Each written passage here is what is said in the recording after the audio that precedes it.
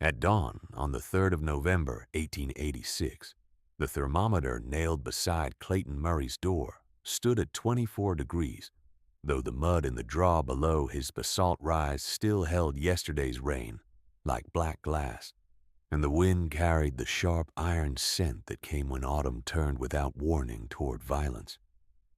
He stepped out before first light to check the stacked cottonwood and pine he had corded in June, and found only torn stakes, bark strips ground into wet clay, and a trail of logs dragged downslope in the night. Some had been taken by floodwater where the bank gave way after freezing rain. Some had been taken by men. In Coldwater, Wyoming territory, a settlement of 312 souls stretched along one rail spur and a shallow river. Wood was not comfort. Wood was time itself. By sunrise, Gideon Pruitt had already repeated to 3 teamsters and a feed line of listeners that Murray's Stonehole had lost its breath before winter had even begun. By the time the church bell struck 6, Clayton had traced the drag marks to the slumped bank and back, counting what remained and what might still be cut, split and dried in time. He stood over the churned mud a moment, then turned uphill carrying 2 soaked logs, revising the winter arithmetic before breakfast. Clayton had arrived in Coldwater on the 11th of October with 2 trunks, 1 bay mare, and a narrow ledger wrapped in oilcloth that held 32 years of copy temperatures from Ulu on the Gulf of Bothnia, where his father had taught him that weather did not negotiate with pride. He was 34, broad through the shoulders from quarry work, with hands marked by old lime burns, and a left thumb that did not bend fully after a sled chain injury near Duluth. He did not arrive with money enough to purchase visible standing in town. He arrived with $48, 8 bits of silver, and an exact inventory of tools. 2 mason hammers, 1 set of chisels, 1 plumb line, 2 trowels, 1 hand auger, 1 iron scoop, and a folding saw with 3 spare teeth wrapped in waxed cloth. Coldwater respected what could be seen from the main street, meaning painted clapboard, upright porches, and high windows that announced confidence to passing freightmen. Clayton bought what no one wanted, a basalt rise half a mile beyond the church where the plow skipped and sparks jumped from the blade, and he paid $14 cash to a land agent who counted him fortunate to rid his ledger of barren acreage. The town called him deliberate within 2 days and strange by the end of the first week, because he did not begin with framing timber as every other newcomer did. He began with ground, contour, and shadow lines. He paced the rise at dawn, noon, and dusk, marked winter sun angles with pegged cord, and noted where the wind curled hardest from the northwest across the open reach beyond the river. He drove stakes in a rectangle 22 feet by 16, then shifted them twice until the long wall aligned with the slope, and the shortest face took the prevailing winter gusts. He spoke little while working, not from contempt but from habit, learned in places where silence kept breath from freezing in beard cloth. Old men on the porch rail at Pruitt's store said he carried himself like a surveyor and labored like a grave digger. His father, Ero Murray, had not been a scholar, yet he had kept notebooks with more discipline than many clerks, recording first frost, depth of snowpack, and stovewood spent per room by month. He had been born near Ulu in 1820, crossed with timber crews through Quebec and Michigan, and buried 2 children before Clayton was 12, each loss tied in family memory, not to war or accident but to cold, entering a weak wall and staying there. In the winter of 1878, when lake winds drove temperatures below -35 for 6 nights running, Arrow had kept 5 neighboring families alive in a stone bakehouse by firing hard and brief, then shutting every vent with linen plugs and clay. Heat is a harvest, he had told his son, and only fools burn harvest like brush. He died in 1884 from lung sickness after a spring thaw job and flooded foundations, and Clayton inherited the tools, the ledgers, and the duty that came with both. He sold his share in a failing partnership near Laramie, followed rail rumors to Coldwater, and chose stone because timber towns forgot cold every April, and relearned it every January at funeral pace. By October 18th, he had cut the first shelf into the basalt slope, sinking the main room 4 feet below grade on the north and west sides and leaving the south wall exposed for winter light. The excavation yielded broken stone he could use directly, though the best blocks came from a seam a quarter-mile upriver, where he bartered 2 days of repair work on a wagon tongue for team hauling. He laid fieldstone in lime mortar, mixed at 1 part quicklime, 3 parts screened sand, and enough water to make a heavy paste that clung to a trowel when turned. Each wall rose to 30 inches thick, 2 faces of set stone with a rubble core tamped and flooded with thin slurry to reduce voids. He installed no broad front windows, only deep-set openings 18 inches wide with interior shutters lined in wool felt and ashboard, because glass bled heat faster than pride admitted. He banked earth against the uphill walls as soon as they cured, sloping fill away with a shallow drainage swale lined in fist-sized rock so meltwater would not sit against mortar in thaw. The center of the house was never the table, nor the bed platform, nor the storage niche cut beside the door. It was the heater. Clayton built it on its own footing, 5 feet by 7, with fire brick laid in refractory clay for the burn chamber, and a serpentine flue path running through 2 masonry benches before exiting to a short chimney shielded with a stone collar. The design was not decorative and not quick. Hot gases traveled nearly 21 feet before release, depositing heat into mass rather than losing it to sky. 1 hard burn of split dry wood for 90 minutes could charge the core and benches for close to 20 hours when shutters were sealed and drafts controlled. He measured every course with line and square. He set clean-out ports with iron plates salvaged from a boiler crate. He paid 80 cents for each sack of lime, 42 cents for refractory clay, $1.10 for a bundle of fire brick seconds from a rail lot in Cheyenne, and $6 to a smith for custom damper hardware, because no catalog part fit his throat dimensions. No piece was guessed. Every piece was placed. Gideon Pruitt watched this work with the practiced smile of a merchant who believed prediction was ownership. He was a large man in his 45th year, well-fed through winter, beard trimmed square, coats brushed clean even in muddy weather, and a silver watch chain crossing his vest as if time itself reported to his counter. His store held flour, salt pork, lamp oil, nails, seed, and rumor. And in Coldwater, rumor traveled farther than wagons.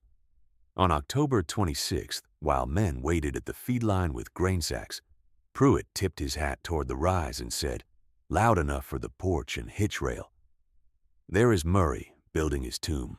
A real Wyoming house has windows and nerve, not buried stone and foreign tricks." Laughter followed because laughter cost nothing. He repeated it twice more that week until children shouted "tomb" when Clayton rode past with mortar sand. The name held. It would hold in a different way later, but in October it was spoken as contempt. Clayton did not answer public mockery with speeches. He paid cash when he could, offered labor when coin ran thin, and kept records in the same narrow script his father had used: morning and dusk, exterior air, interior wall temperature, fuel weight before burn and ash weight after. On October the 31st, he completed the roof, a low pitch framed in heavy pine, decked with plank, layered with tar paper, then covered in 6 inches of tamped earth held by retaining boards at the eaves. It looked from town like a hill had grown a door. Inside, it held stillness even on windy nights. He stored potatoes in a vented pit under the entry platform, hung dried whitefish and venison strips in a cool alcove on the north wall, and set 2 blackened water barrels against the heater bench to absorb evening heat. He had purchased that woodpile in spring for $11.60. cording it 4 feet high along stakes above the draw, where he believed runoff would split around the rise. He had misjudged one channel and trusted one fence line too much. So on the morning of November the 3rd, with frost crusting the split ends of logs that remained and wagon tracks cutting away through mud toward town, the settlement believed it had watched a stubborn man reach the natural end of stubbornness. Pruitt refused him fresh credit for cordwood, nails, or lamp oil before breakfast, and said, for all to hear, that the tomb had no fire now and would prove itself empty before Christmas. Clayton thanked him for the account balance, turned back toward the basalt rise, and altered nothing except method. Scarcity had always been part of the design. The test had simply come early. He entered the house, set the soaked logs beside the hearth to dry, and opened his ledger to a clean page marked 3rd November, 1886. In the left margin he wrote, "Exterior at dawn, 24 degrees." In the right margin he wrote, "Fuel loss estimated, 61%. He stood a long moment with the pencil in his hand, then drew 3 short lines beneath the numbers and changed the day's plan from acquisition to conservation. The first burn began at 6:40 in the morning. A hard fire of split pine and dry shavings held to 86 minutes by his pocket watch. At 8:06 he closed the main damper by 2/3, sealed the secondary vent with the fitted iron slide, and put his palm against the masonry bench until the stone accepted heat without scorching skin. The house settled around that stored warmth like a hand closing around a coal. By noon, the interior air at shoulder height measured 54 degrees, with the outside wind rising and the clouds lowering over the river flats. He blackened 2 more water barrels with stove soot and set them tight to the inner wall where the heater flue passed nearest. He mixed cob from clay, sand, and chopped straw in a ratio his father had used in northern winters, then packed that cob beneath the bench planks to remove air pockets where cold could gather. He cut new felt strips for the night shutters and drove every nail flush, because protruding metal wicked heat away from wood. Nothing in that room was ornamental. Every surface had purpose. Every inch was asked to hold. By the second week of November, cold water had begun to measure itself against scarcity without yet admitting the word. The Monday train came with 1 coal car short and no lamp chimney crates. The Thursday wagon from the southern route arrived with torn canvas, 1 broken axle, and less than half its listed flour. At Pruitt's store, the feed line grew longer in the dark and quieter in daylight, because men who mocked openly in October began counting coins in their gloves before speaking. Gideon Pruitt adapted faster than anyone to fear. He raised flour from 3 cents to 5 cents per pound, then to 7 by the 23rd, and explained each increase with a shrug that suggested arithmetic rather than choice. "Freight has become uncertain," he said. "I cannot sell yesterday's price for tomorrow's risk." He still called the basalt house Murray's Tomb whenever a crowd could hear him. He called it less often when his own woodroom began to empty. Clayton did not answer him in public.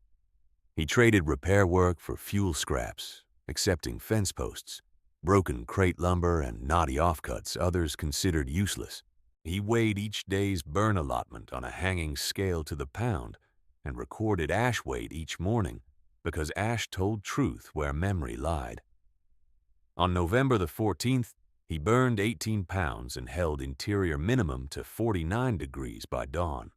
On November the 17th, he burned 16 pounds and held 47, then found a draft leak around the south shutter hinge and sealed it with wool rope and clay paste.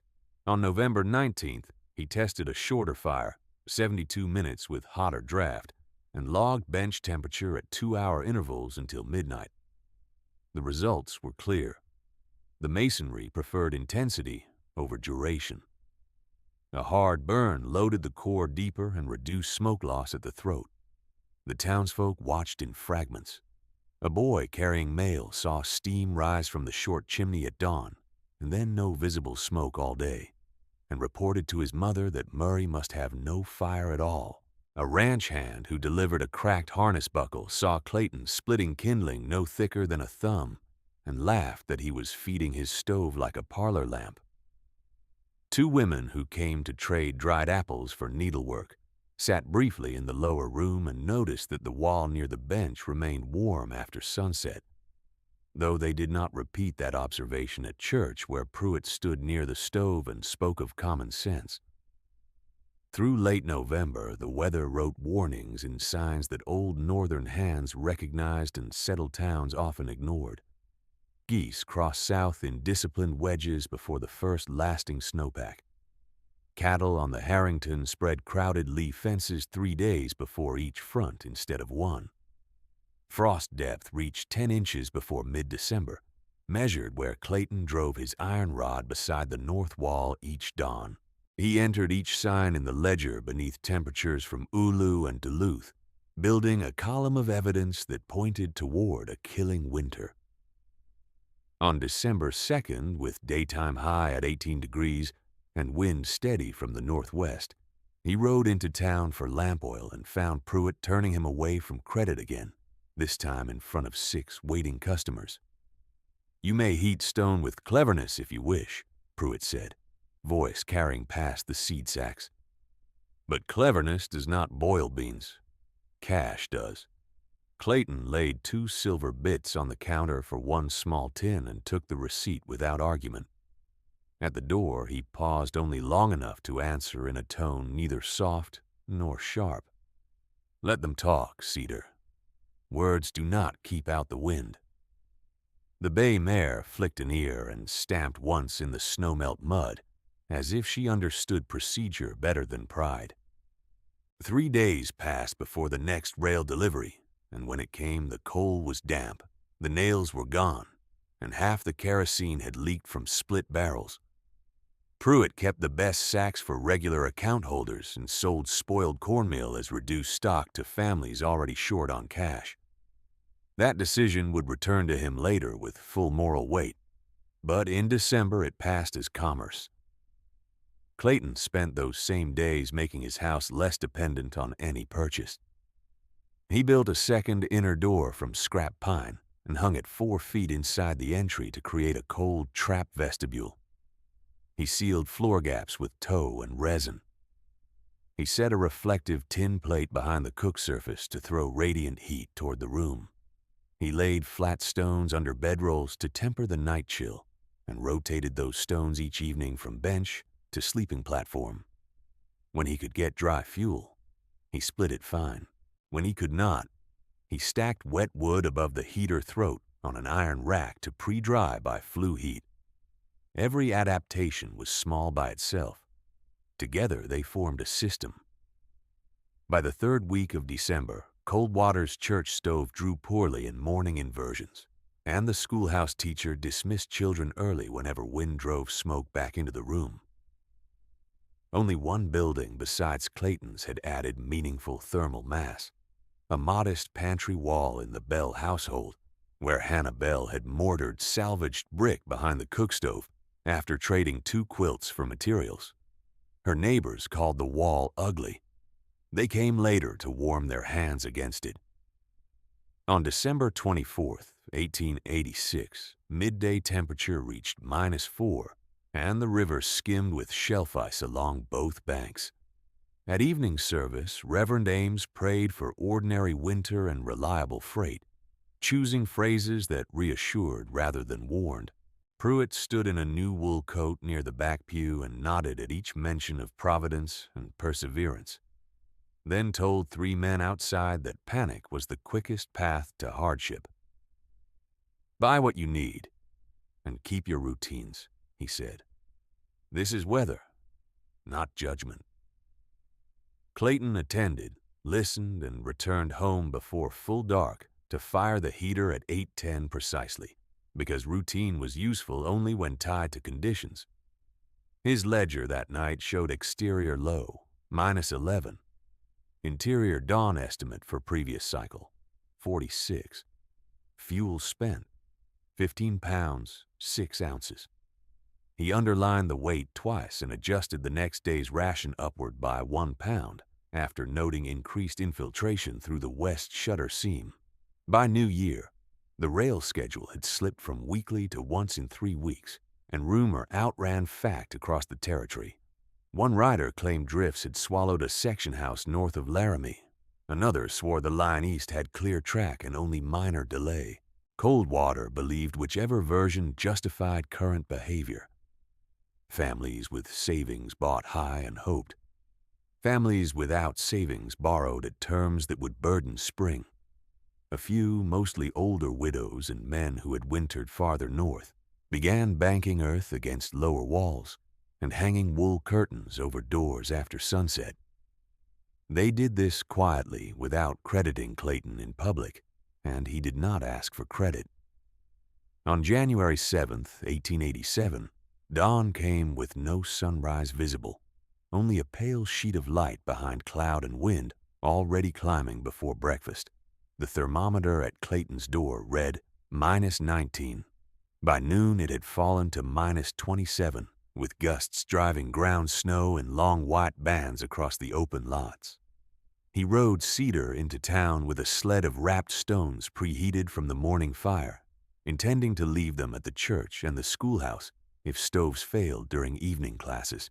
At Pruitt's store, he saw frost feathering the inside of the backroom window, a thing that had not happened in previous winters, and heard 2 shelf brackets crack under the shifting cold. Pruitt pretended not to hear the sound.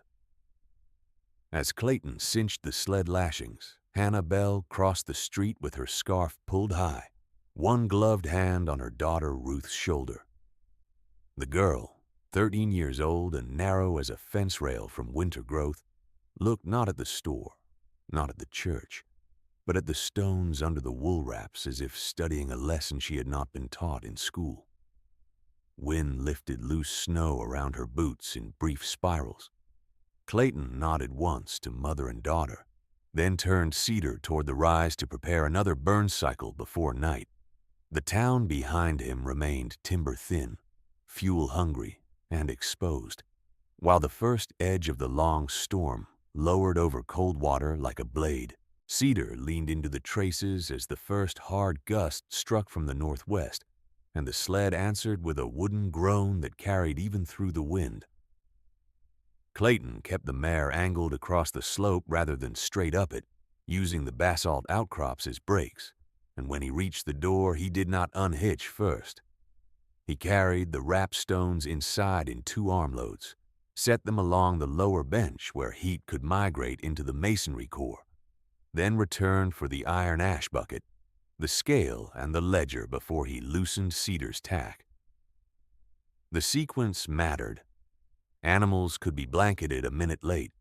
A heater charged at the wrong interval could miss half a night.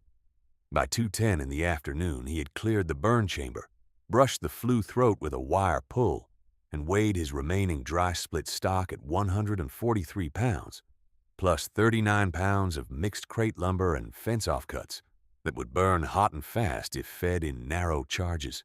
He marked each category separately: softwood for ignition, dense pieces for core charge, waste wood for dawn recovery only. He widened the system the same hour because one room that held for 1 man was not yet a shelter. Along the north wall, he drove 3 new ledger boards into pre-drilled stone pockets and laid removable sleeping slats above the existing storage bins, creating 2 elevated platforms, each 6 feet long and 30 inches wide. Beneath them, he stacked cob bricks he had cast in November and dried near the flue path, each brick 10 inches by 5 by 3, each one another small battery against the cold. He shifted the blackened water barrels from a single line to a staggered pair, leaving a hand's width between staves for airflow, and rigged a siphon tube so warm water could be drawn without opening the top bungs and losing heat into the room. At the entry, he hung a second wool curtain behind the interior door, weighted at the bottom with a sewn chain of lead sinkers, purchased for 12 cents the previous week, so the cloth would drop tight after each passage. He set chalk marks at shoulder height on the central post, one for 40 degrees, one for 50, one for 60, corresponding to his thermometer readings, allowing quick checks by lamp when glass fogged. By the morning of January 8th, the thermometer outside read -23 at first light, and the masonry bench, measured at 3 points, still held between 64 and 68 from the previous evening burn. Clayton used that retained margin to prepare transport heat the way his father had taught in camp settlements north of Superior. He selected rounded stones from a dry stack near the hearth, each roughly the size of a loaf, heated them beside the core until they would hiss a drop of water, and wrapped them in layered wool and canvas so they could ride to a cold room without burning skin. He assembled 6 such bundles and packed them into a straw-lined crate fixed to the sled. He added 2 jars of rendered tallow, a small kettle of barley meal, and a roll of waxed cloth strips that could seal window seams in buildings whose owners had never thought to do it. Then he went outside and drove 3 iron rings into the stone lintel and side posts, spaced at chest height, to take rope lines if movement between buildings became blind. He tested each ring with his full weight. None shifted. Coldwater watched this labor and named it fear. At Pruitt's store, where the stove smoked and the queue stood silent with money already counted, Gideon Pruitt used Clayton's preparations as warning theater. He set his palms on the worn counter and said, loud enough for the back wall, "Murray now hangs ship rope on a hill in a town that still has streets. He is preparing to live underground like a badger, while decent homes stand on proper foundations." A few men laughed because Pruitt was still the merchant who held their accounts. Others looked toward the door and did not join. Pruitt went further the same afternoon, telling 2 mothers that children sent to the basalt rise would return with lung sickness from damp stone and stale air, and that sensible families should keep to ordinary stoves and normal habits. His phrase for the house shifted from Murray's tomb to the Burrow School, spoken with a smile that asked for agreement. The exclusion took practical form by evening. When Clayton came for lamp oil and coarse salt, Pruitt served 2 arrivals who had entered after him, then set down the measure and said cash terms had changed. Oil was now 28 cents per tin for accounts not in good standing. Salt had no credit at all. Clayton paid without argument and accepted half quantity. At the door, he met Deputy Marshal Owen Keene, who had a rope coil over one shoulder and frost standing on his coat collar like white dust. Keene spoke low, aware of listening ears. "I may need that ring line of yours if this wind builds. I have 2 elderly souls near the south track with no sons nearby," Clayton answered with equal economy. "Come at dark and take 80 feet. Tie knots every 6 paces. Gloves lose count in drift." Keene nodded once and left with no further exchange. Inside the store, Pruitt announced to the room that public order would not be maintained by private bunkers. No soul challenged him directly. Clayton returned to the rise and continued enlarging capacity as if no words had been spoken in town. He pulled the work table from the lower room, folded its legs and fixed it flat against the wall on iron hooks, opening floor area for 8 additional bedrolls if laid shoulder to shoulder. He built a drying rack above the vestibule from green willow poles, high enough to catch rising heat yet low enough for wet gloves to be changed quickly. He marked 3 pails with charred numerals for ration cycles, 1 for drinking water, 1 for broth, 1 for meltwater reserve, because confusion at night wasted heat and motion.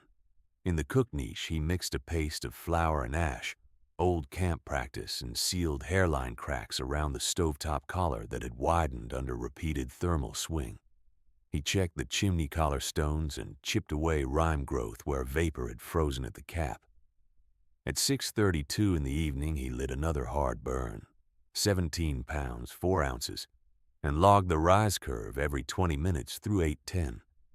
Interior crossed 57 by full dark. Bench center reached 141 at the stone face. Then began the long descent he relied upon. The town's talk sharpened as conditions worsened because contempt often sought volume when certainty thinned. On January 8th after supper, 3 men from the feedline passed the rise on their way home and called up toward the shuttered window that Murray should come down and join civilized company before he buried himself alive. One of them, Eli Danner, shouted that a man who trusted rocks more than neighbors would wake with ice in his beard, and no one to notice. Clayton did not open the door. He moved Cedar from the outer rail to the lee stall, checked the mare's blankets, and carried 1 extra flake of hay to the trough reserved for emergency teams. He placed a spare shovel and an axe by the threshold, with handles inward so drifting snow would not trap the grips. Actions were answer enough. On Sunday morning, January 9th, church attendance thinned for the first time that winter, with 47 benches occupied where 70 had been common 2 weeks before. Reverend Ames spoke on endurance and mutual duty, yet after service he allowed Pruitt to address the room about keeping calm in ordinary hardship and avoiding foreign methods unsuited to Wyoming character. Pruitt proposed a volunteer wood watch that would prioritize deliveries to households with paid store accounts, arguing that charity without records would produce theft. Several nodded from habit.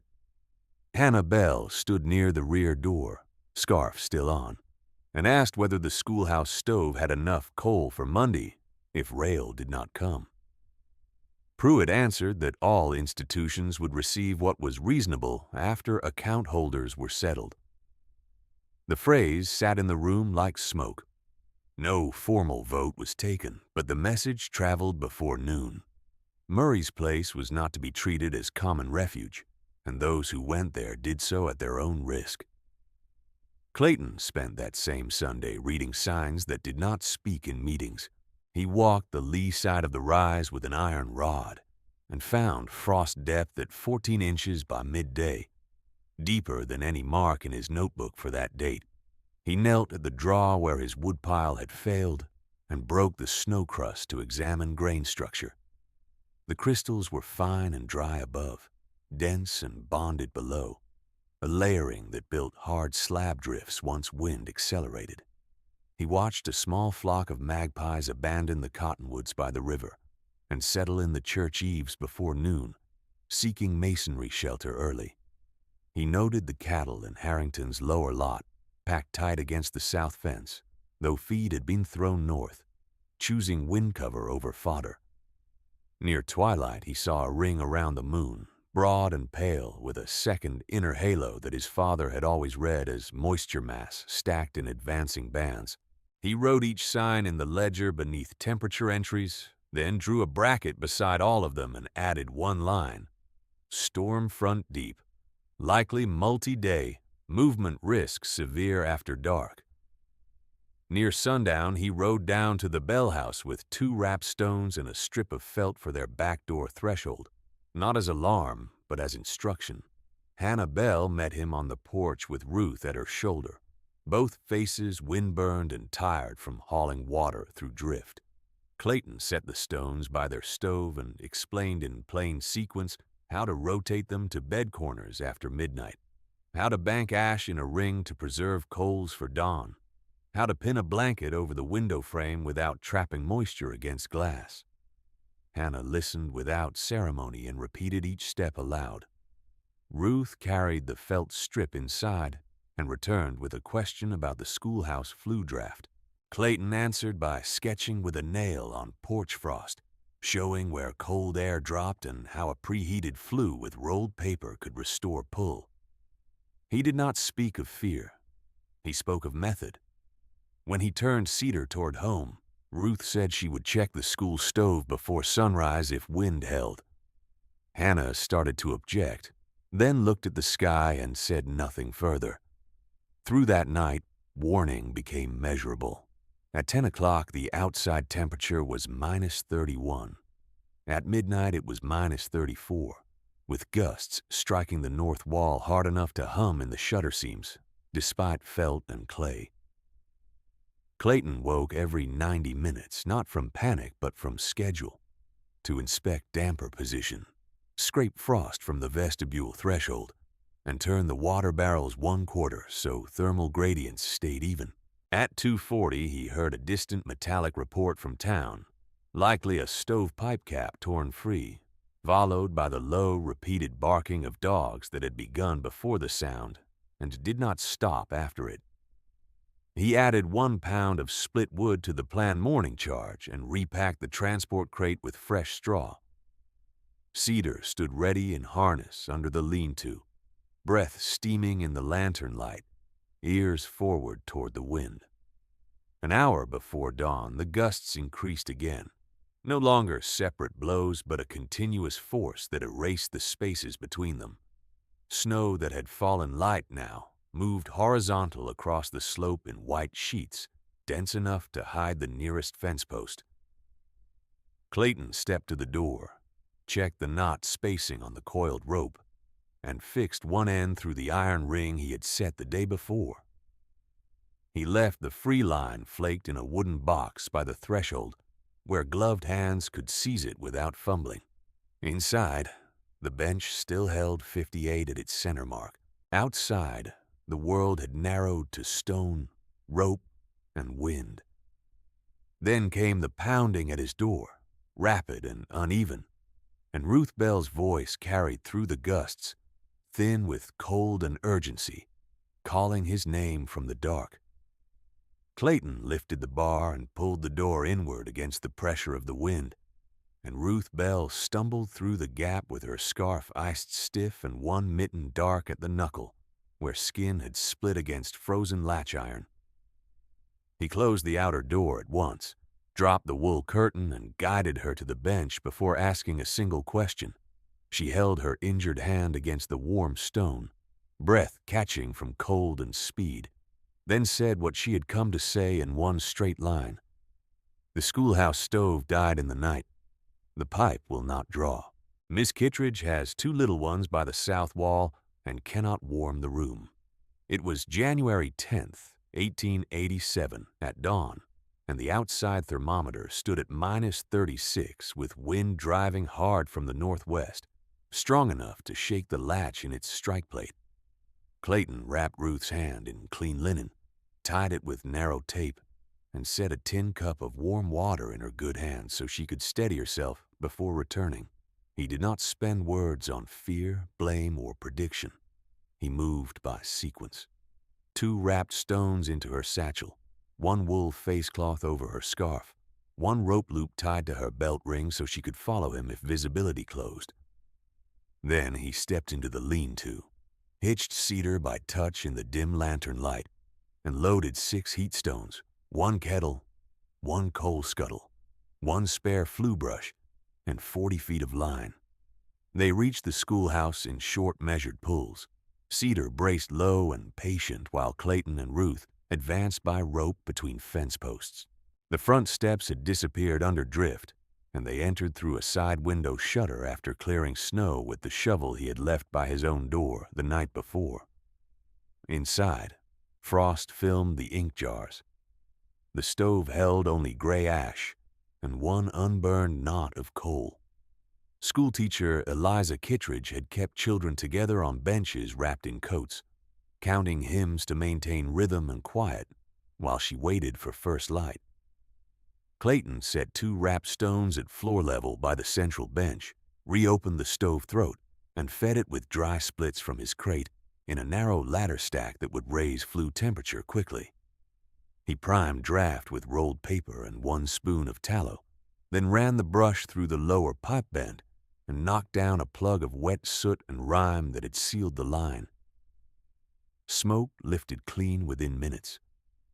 By sunrise, the room had climbed from 18 degrees to 34 near the stove and 28 along the far wall. Not comfortable, survivable. Clayton instructed Eliza Kittredge to rotate children in pairs near the new heat stones, keep boots on, and hang 1 blanket as an interior partition to cut room volume by 1/3. Ruth repeated each step aloud, then took the return rope with him to the door. Her cut hand bled through linen again when she gripped the frame, and she looked at the wind-blown street where no wagon could pass. "Will this hold?" she asked. "It will hold this morning," Clayton said. "At noon you move all of them to the church basement if the gusts worsen. Do not wait for agreement." By noon on January 10th, the storm front that had gathered for days settled over Coldwater in full force, and the town's ordinary plans failed in layers. Stovepipes that drew in calm weather choked under horizontal snow and rime. Door hinges froze to frames. 2 porch roofs collapsed under drift load where supports had been weakened by autumn rot.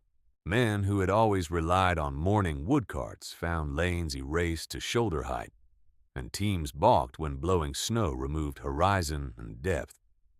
In the open lots north of the rail spur, drifts reached 5 feet before supper. In the draws, they were deeper. At Pruitt's store, Gideon Pruitt tried first to maintain the theater of control. He stood behind his counter in his heavy coat and announced ration limits by household, pricing by account order and closure at dusk, for orderly distribution tomorrow. Yet order dissolved faster than his language could contain it.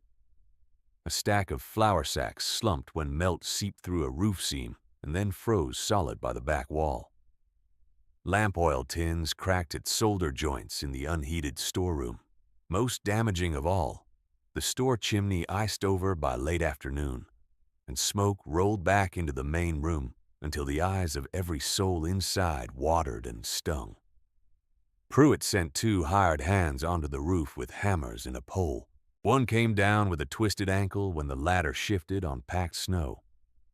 The other returned with beard and eyebrows white from frost, and said the cap was entombed in ice thicker than a man's fist. Night fell early under cloud.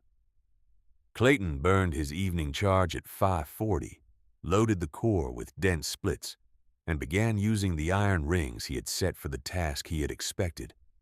He ran 1 rope from his lintel ring to the church porch post, knots every 6 paces as he had instructed Owen Keene, and a second line toward the store hitch rail, anchoring around buried fence stubs where posts no longer showed. The wind struck those lines and made them sing like low wire. They became streets when streets vanished.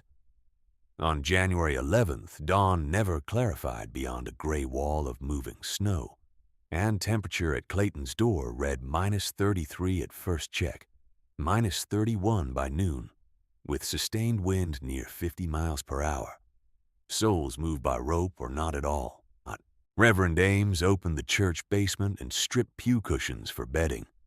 Clayton ferried heat stones in cycles, 2 to the church, 2 to the store, 2 held in reserve, while Cedar worked with ears pinned and shoulders rimed white.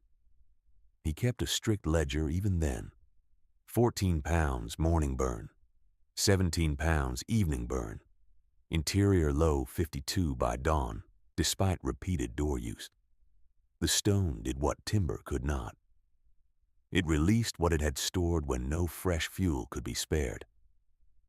The storm did not break on January 11th. It deepened. Snow packed to lintel height on north-facing doors, and souls dug upward to daylight with grain scoops and broken shovels.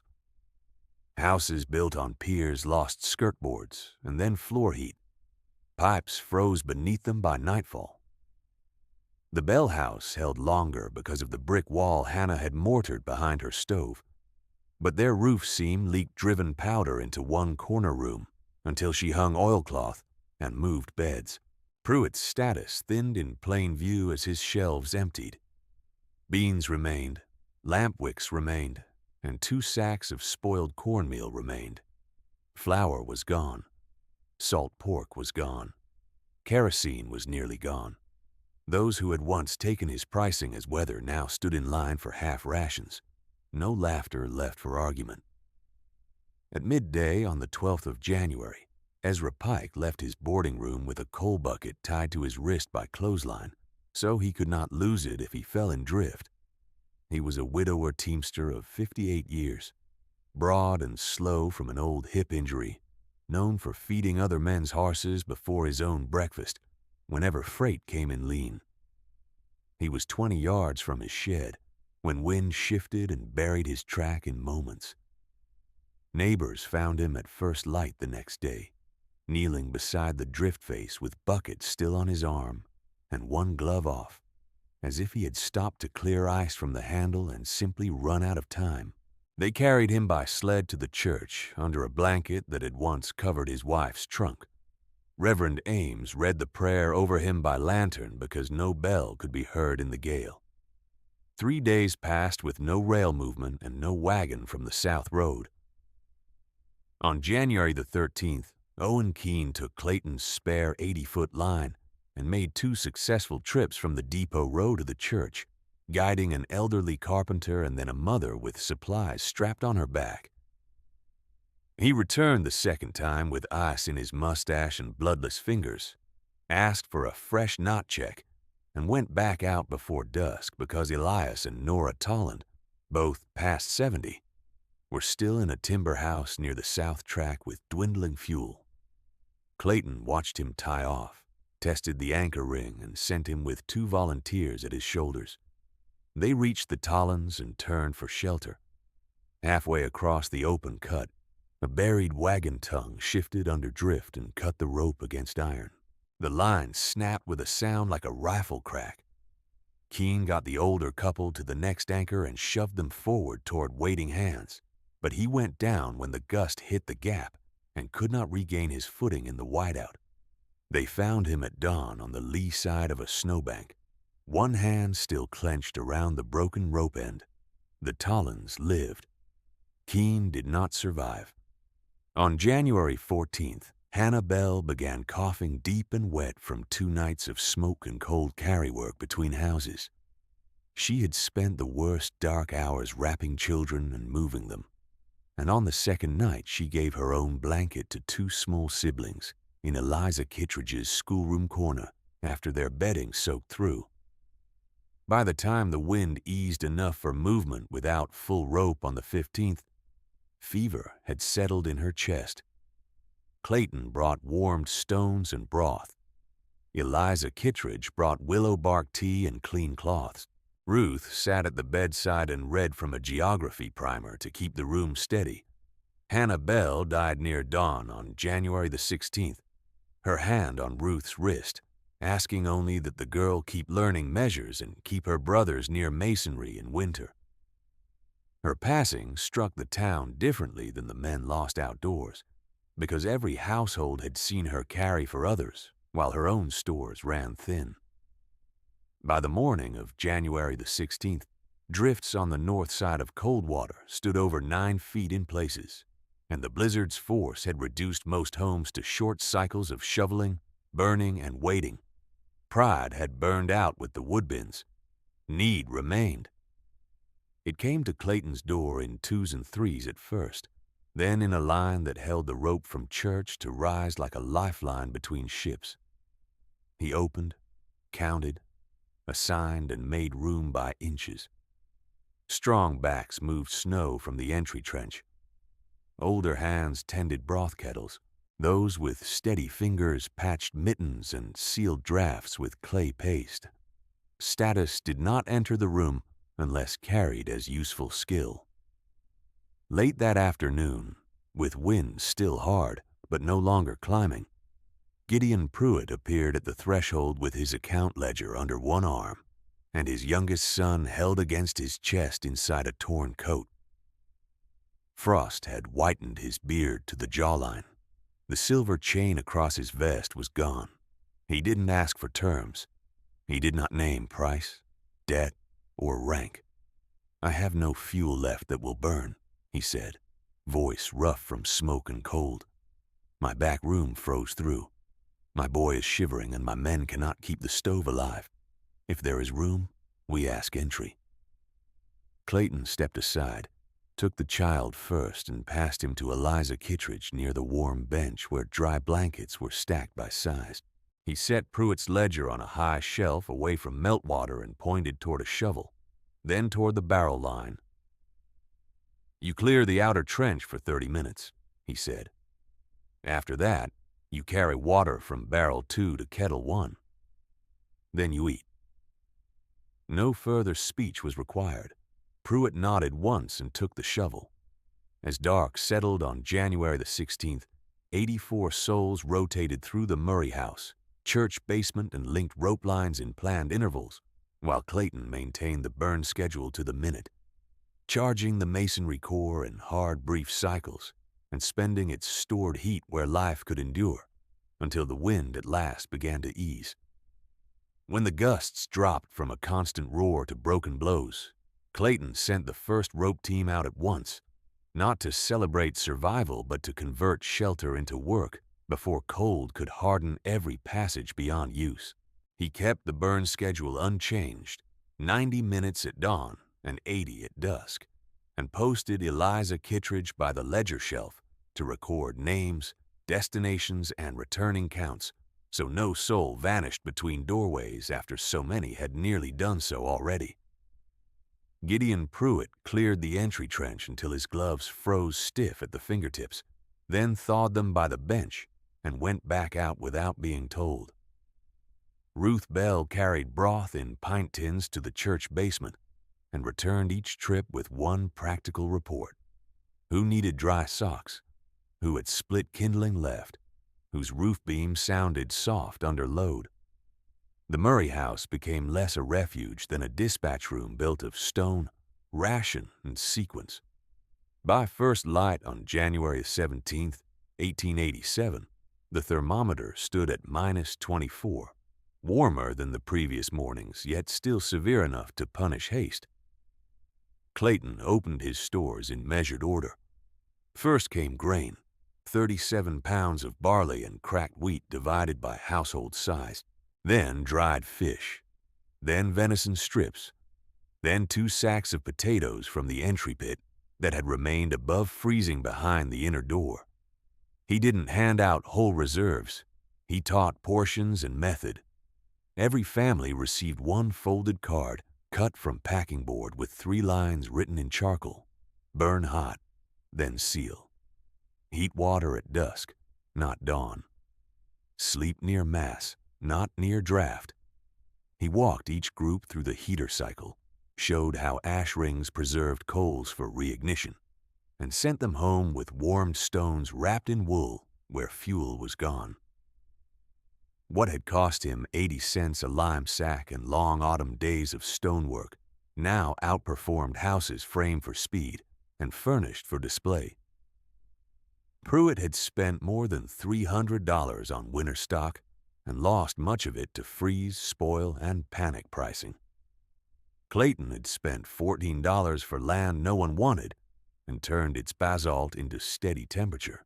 3 days passed before the rail superintendent's handcar reached Coldwater from the South Cut, and even then it brought no freight, only word that drifts had blocked 2 miles of line and that coal wagons would not pass until crews could cut through with teams. That message settled one final argument. There would be no quick rescue by commerce. The town would have to live on what remained and on what had been learned in the storm.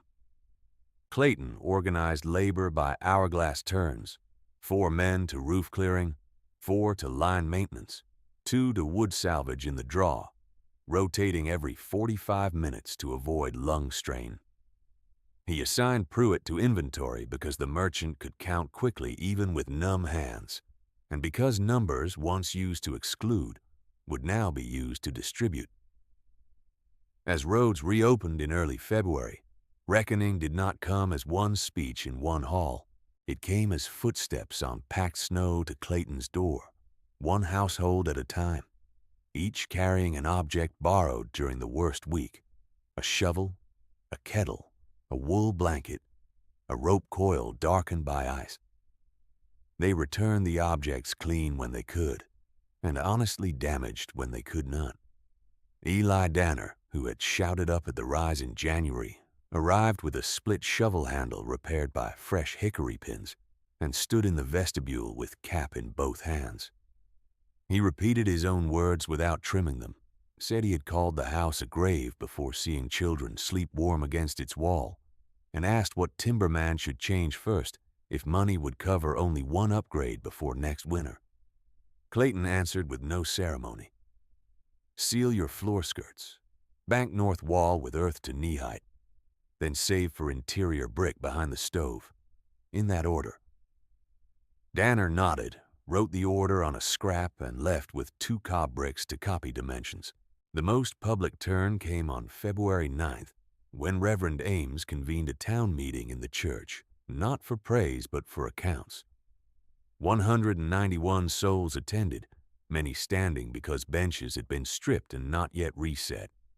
Names of the dead were read first: Ezra Pike, Owen Keene, Hannah Bell.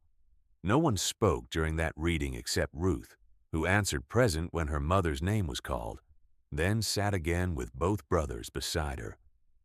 After the names, Gideon Pruitt walked to the front carrying the same ledger he had brought to Clayton's threshold during the storm. He looked smaller than he had in October. Coat sleeves loose at the wrists, beard cut short where frost had burned patches thin. He read from the ledger in a steady voice. He read every emergency sale made between 1st December and 12th January at inflated rates. He read each household balance that had grown under those terms. Then he shut the book and said those debts were canceled in full for 23 households. Effective that day, with no spring lien, no labor claim, and no hidden fee in seed season. He announced flour would be sold at cost through planting, 3 cents per pound where supply allowed, and that spoiled cornmeal charges would be struck from all accounts. He did not ask for applause. He said plainly that he had called a life-saving house a tomb because he feared a method he did not control, and that his fear had been costly to others. The room remained silent for several breaths, not from disbelief, but from the strain of fitting new truth into old hierarchy. Others followed with shorter admissions. Reverend Ames acknowledged that he had chosen reassurance over warning when warning was due. 2 ranch foremen admitted they had mocked earth banking as peasant work and had then sent hired men to learn it in secret after the first hard freeze. Eliza Kittredge stood and said the school would no longer teach arithmetic without applied measures in fuel, wall thickness, and volume. She held up Ruth's repaired mitten, still stained at one knuckle, and said practical knowledge had crossed the storm first in the hands of a child. No one challenged her.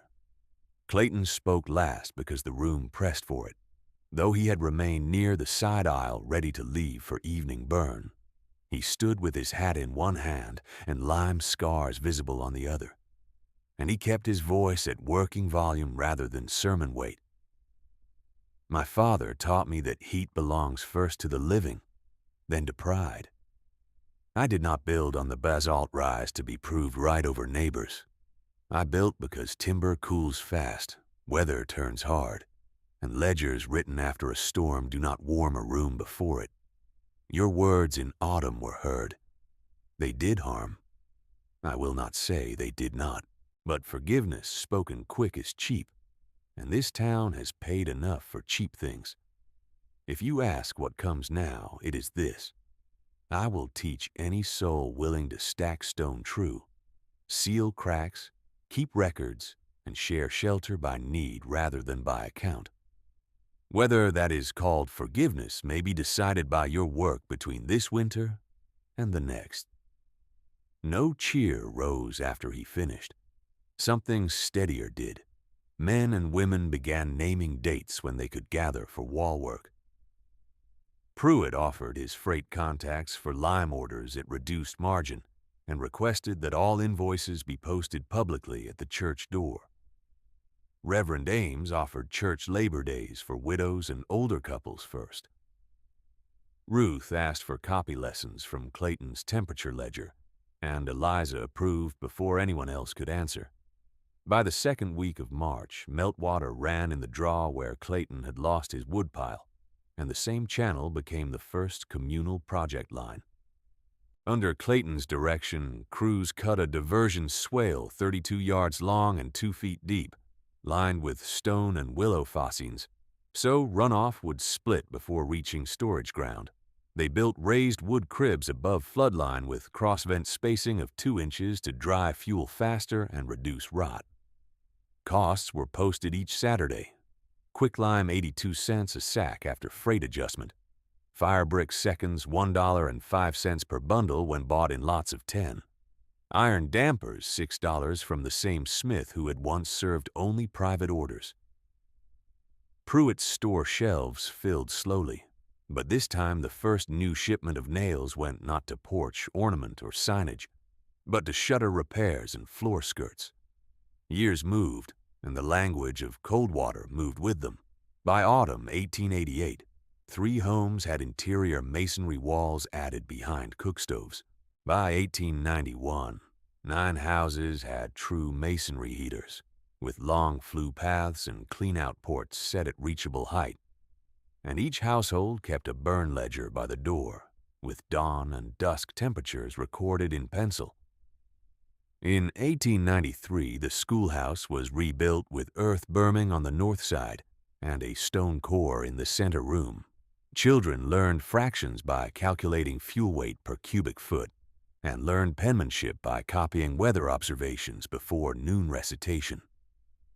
The phrase building like Murray entered contracts, then sermons, then ordinary talk at kitchen tables. No longer a sneer, but a standard clause meaning walls thick enough, vents tight enough, and reserves planned before first frost. In 1904, in January, the Murray house still stands warm after one evening fire, its short chimney breathing clean against the pale sky, while newer roofs along the road show the same low, practical pitch once mocked as burial architecture. Cedar is long buried on the slope above the swale, marked by a flat basalt stone without ornament. Gideon Pruitt, older and slower, keeps a smaller ledger now and reads winter stock notices aloud at church each November, so no household buys blind. Ruth Bell teaches arithmetic at the earth-bermed school, and on the first hard cold each year, she takes her students to the basalt rise with slates in hand. Above the lintel, they copy the words cut there by local hands after the blizzard winter, store what the season gives, and spend it where life can endure. Then they return to town and write the day's temperature beside their sums, because Coldwater learned that memory without measure fades, and measured care can keep a settlement alive. That same afternoon, when Ruth Bell's students filed back from the basalt rise with red ears and slate dust on their sleeves, Gideon Pruitt was waiting under the school eave with a wooden box in both hands and his hat pressed to his chest. The wind was mild for January, 11 degrees above zero, yet every soul in Coldwater still watched the sky before speaking. Ruth dismissed the children in pairs and turned to him. "You have brought copybooks?" "I have brought what should have been brought months ago," he said. Inside the box lay 12 new thermometers ordered from Cheyenne, each wrapped in straw, and a packet of ruled ledgers tied in twine.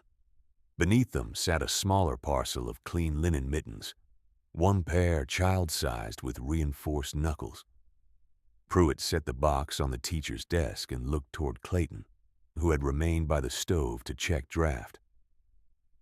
"I told this town your house was a tomb," Pruitt said, voice steady and plain. "I used that word until children learned it from me. I cannot unteach it with one sentence. These are at store cost. No markup. Charged to my private account." Clayton examined one thermometer, held it level, and set it back in straw. "Then the first lesson is accuracy," he said. "Hang them in shade. Read at dawn and dusk only, not near stove doors."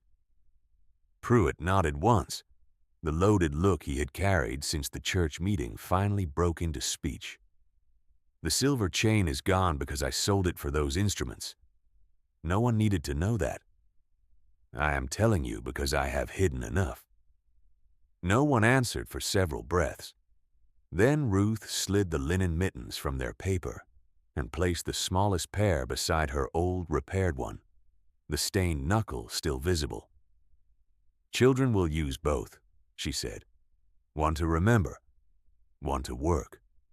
3 evenings later, with moonlight hard on the packed drifts and the temperature dropping back to -6, the first formal building lesson began in the Murray house. 26 souls crowded the lower room, boots lined along the vestibule, breath clouding near the door curtain. Clayton had set his tools in order on the table he once folded to make sleeping space. Mason hammer, plumb line, trowels, iron scoop, and the hand auger with the worn grip. He did not begin with philosophy. He began with numbers scratched in charcoal on a whitewashed board. Timber wall, 1-inch plank, no insulation, in -30 and wind. You feed the stove every 2 to 3 hours. Masonry core with 30-inch envelope and sealed shutters. One hard burn, 75 to 90 minutes. Then wait.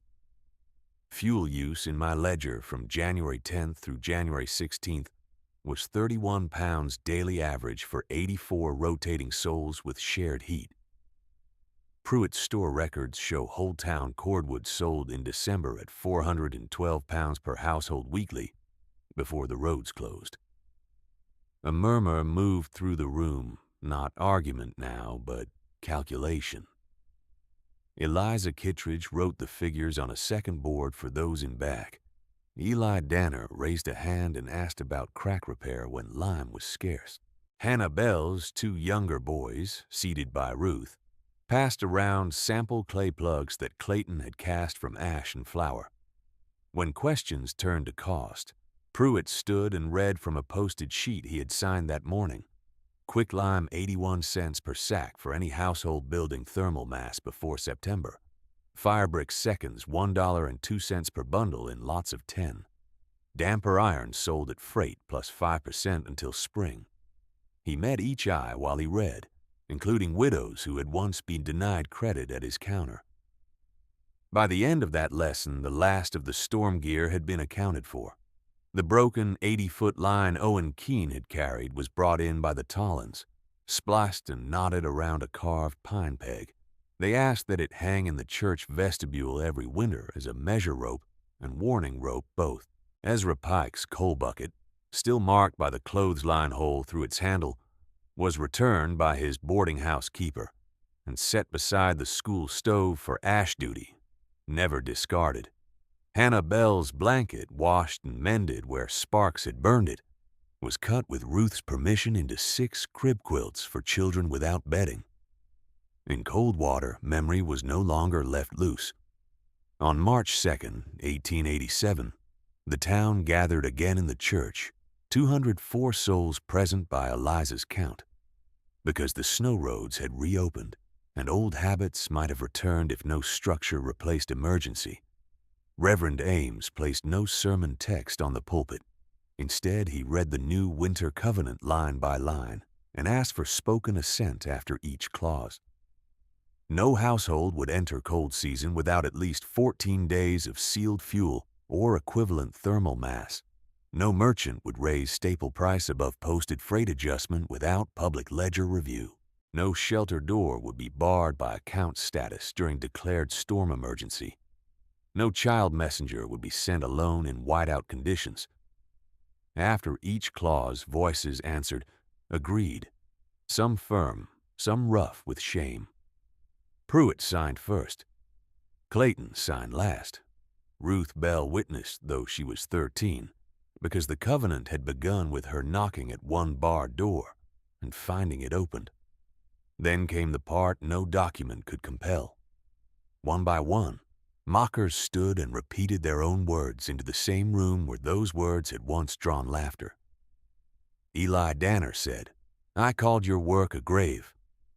Reverend Ames said, "I chose comfort over warning." Gideon Pruitt said, "I called fear prudence and greed arithmetic." None asked to be excused by weather or custom. Each named a corrective Labor Day already completed or scheduled. This was not spectacle. It was bookkeeping of moral debt and public speech. When they had finished, all eyes moved to Clayton.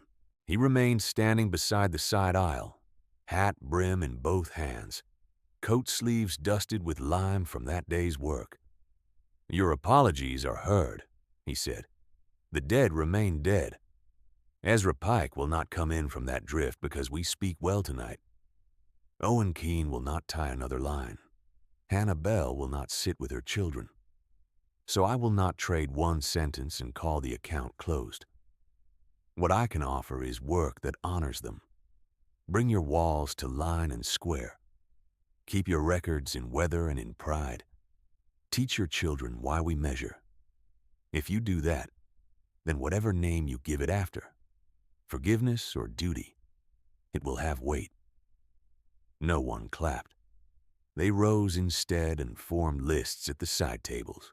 North wall crews, mortar mixing crews, widow first repair crews, school chimney crews. Pruitt moved through the tables with a pencil and wrote every promised delivery beside a date, then read the list aloud before the meeting ended so no promise could hide. On November the 14th, 1890, when a new blizzard drove out of the northwest with temperatures falling from 22 at noon to -18 by midnight, cold water tested the covenant without ceremony. Rope rings set in 12 door lintels took strain and held. 9 masonry heaters burned hot and brief, then radiated through the dark. The earth-burned schoolhouse stayed above 48 degrees through the second night with one added charge. Pruitt's store, now skirted and lined with interior brick, served broth at posted ration, price unchanged. No household was turned away. No child was sent alone. By dawn on the third day, every soul in town was accounted for in Eliza Kittredge's register, and not one name moved to the death page. In January 1904, the Murray house still stands warm after one evening fire. The blackened water barrels remain against the inner wall, repainted each autumn, and the old chalk marks on the center post are preserved beneath shellac so students can compare present readings to 1887. The diversion swale below the lost Woodpile carries meltwater cleanly around raised storage cribs built to the dimensions first drawn that March. In the church vestibule, Owen Keene's spliced rope hangs coiled beside winter notices. At the school, Ezra Pike's bucket still carries ash. On the nursery shelves, 6 quilts cut from Hannah Bell's blanket are folded by size.